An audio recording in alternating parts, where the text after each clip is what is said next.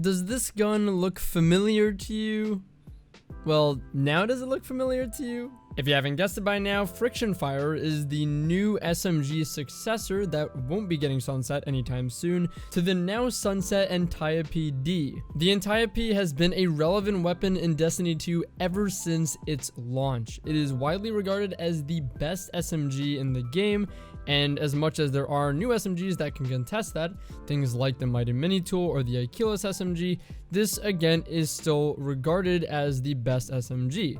And now the Friction Fire is here as a successor to this for our endgame PvP modes, and it brings some new, pretty interesting perks along with it, and a very comparable stat package. I was ever so fortunate to get a max range, without any downsides of course, roll of this weapon with Killing Wind and Wellspring, two of the very best perks you can get on this weapon, and two of the newest perks that set it apart from the Antiope. My roll of the weapon with Hammer Forged, Accurized rounds, and a range masterwork got up to 83 range, 46 stability, 32 handling, 29 reload speed, 52 aim assist, 16 zoom, 85 recoil direction, and a 26 bullet magazine. I'm sure the question everyone wants to know though is how this actually compares to the Antiope, and will this be enough to fill the shoes of it? And I think yes, it will be. It is very competitive. However, as we've noticed with the trend with sunsetting and new weapons, they are dialing back the power of some of the trait perks. But for this weapon, I think they did a pretty good job of bringing that power back a little bit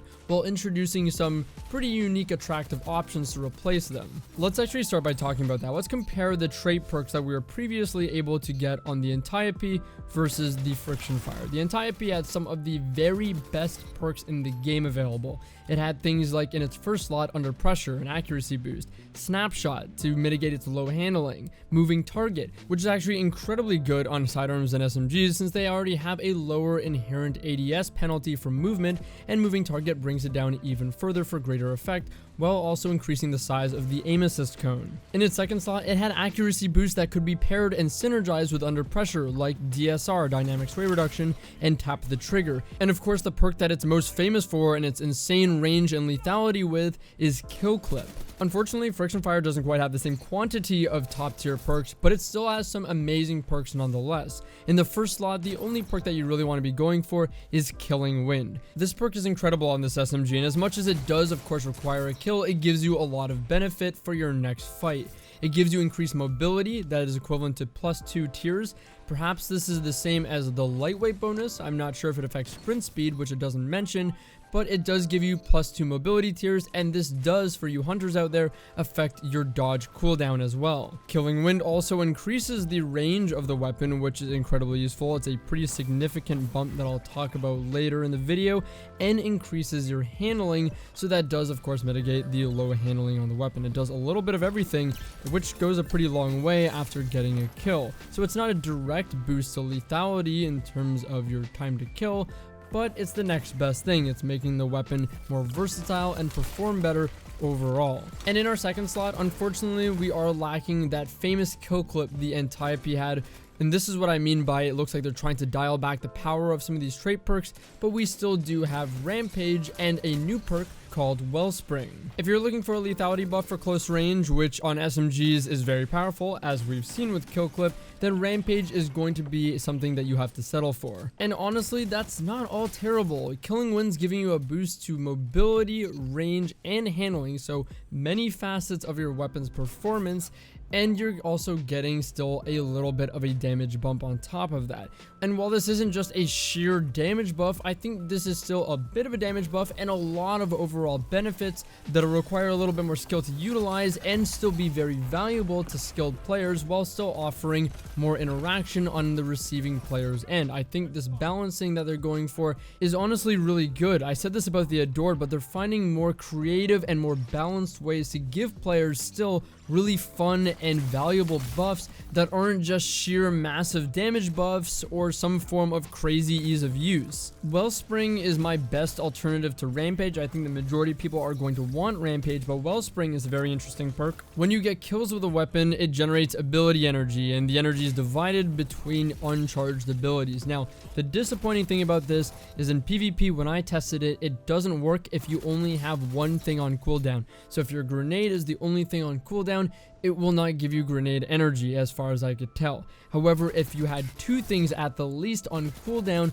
then it would give you a small bump to energy every time you get a kill. And I like this perk. I don't like that it doesn't only work with one thing on cooldown, but I still like that it's another perk that doesn't necessarily give me damage, but it gives me a refresh to my toolkit. And this is really important because between Killing Wind and Wellspring, I'm getting a lot of abilities back, at least on my hunter.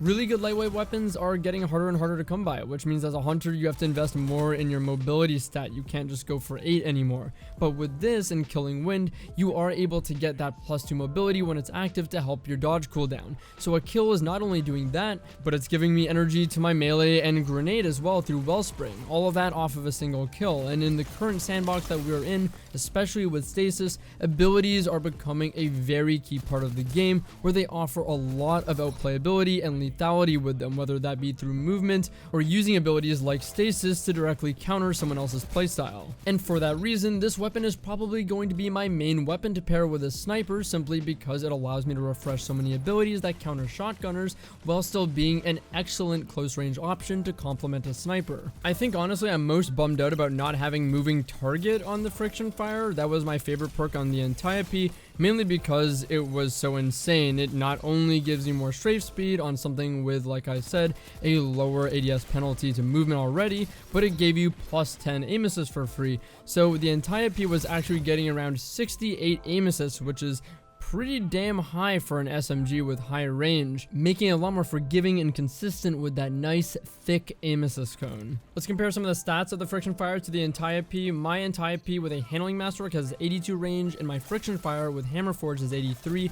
I do think hammerforge, accurize, and range masterwork is the best on friction fire, but that being said, if you wanted more range than that, you could go for full bore, but that will come at the cost of other stats as well. That'll get it up to 88 range, which is actually only 4 off of the highest range of the Antiope, which is 92. So again, very, very similar stats. They have similar stability, handling, and reload, just barely points off in each category. However, the friction fire does have 6 less aim assist, 1 less zoom, and 5 less recoil direction, which are bigger numbers than the other stats I just mentioned, which is why I didn't bother mentioning even those stat numbers. But again, even with those being the bigger differences, they are barely a difference. Funny enough, even though the recoil direction on the friction fire is 5 less, I actually think it's better. 85 recoil direction is mainly vertical, whereas 90 goes up into the left slightly. So that's actually somehow better. I know I said this a bit earlier, but it's not just a 6-point difference in aim assist. If you're rocking moving target on Antiope like I was, it's a 16-point difference. So this weapon's not going to be nearly as forgiving, especially at range, as the Antiope, which is a bit disappointing, but honestly reasonable. The zoom level on these weapons is very, very similar, although friction fire does have 1 less zoom. It's 1.6 times instead of 1.7 times on the Antiope. And well, what does that do to range?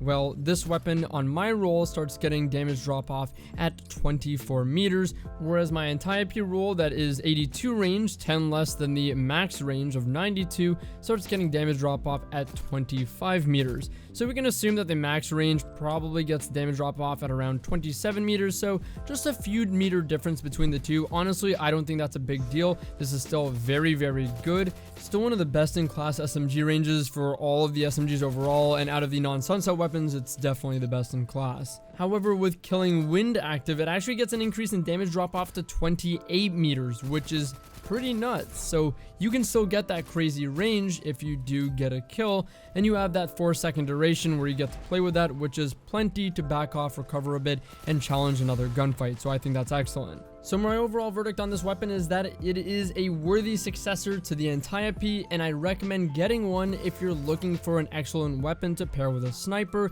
that is powerful. And although it seems similar, I think it does a good job maintaining the power and feel that we know and love from our past weapons, while bringing forward some new tricks that authentically feel valuable. That's all I've got to say about the friction fire. Hope you guys enjoyed the video. Shameless plug, check me out on Twitch, twitch.tv/Drewskis, links in the description. Hope to see you there. Thanks for watching, guys, and I'll see you in the next one. Take care.